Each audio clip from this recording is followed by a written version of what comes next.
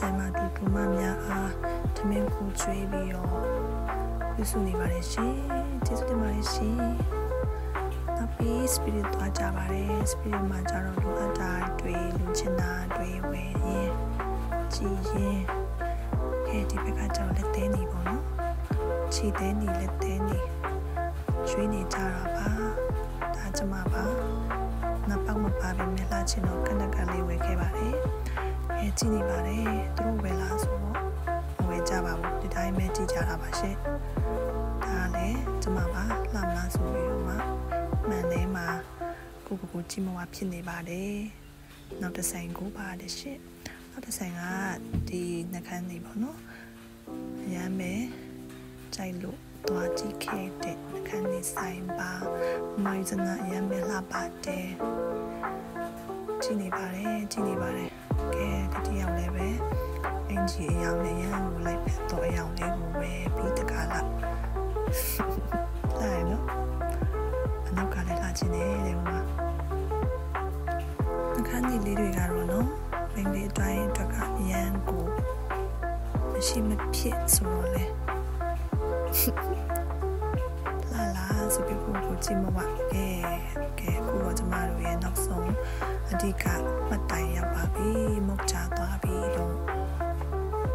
စားကြပါပဲစားနေပါတယ်မဟုတ်ပါဘူးစားမှာပါစောင့်နေပါတယ်ကင်ပေးတော့စောင့်နေတာအားလုံးအဲ့ဒီအကင်ပန်းကိုပဲစိတ်ရောက်နေကြပါတယ်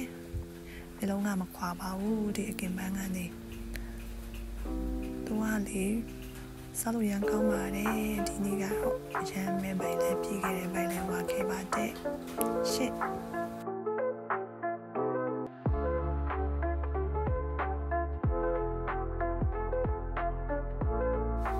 ခုကတော့ကျမအလှည့်ပေါ့နော်ကျမက vlog ကမို့လေး on နေပါပြီ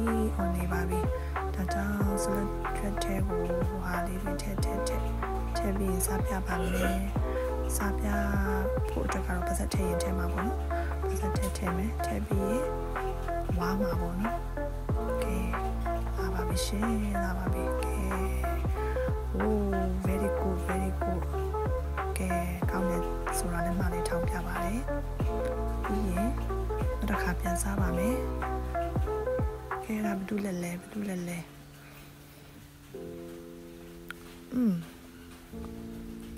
ပြန်စားမယ်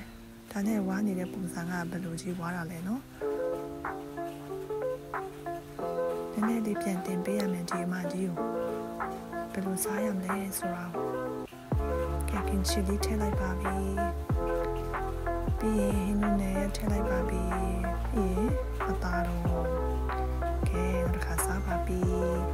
very good ဒါကကြတော့ bibimbap ကဲနေပါပြီရှင်နေပြီးတော့စားရမှာပါကဲအခုကကြတော့ပျော်နေတာပေါ့နော်စားရလို့ပျော်နေတယ်ပေါ့ဒီမှာရိုးပိုက်နေပါတယ်ဒီမှာကြီးကခုကကြတော့ခဏလေးပေါ့နော် Messenger group ထဲမှာဘာတွေပို့လဲဆိုတော့သူတို့ဒီမှာပေါ့နော်အသားကင်အောင်စောင့်ရင်းနဲ့ကဲဒီနေ့တော့ကတော့အကုန်လုံးပြောင်းပါပြီပကံမှာလည်းမရှိတော့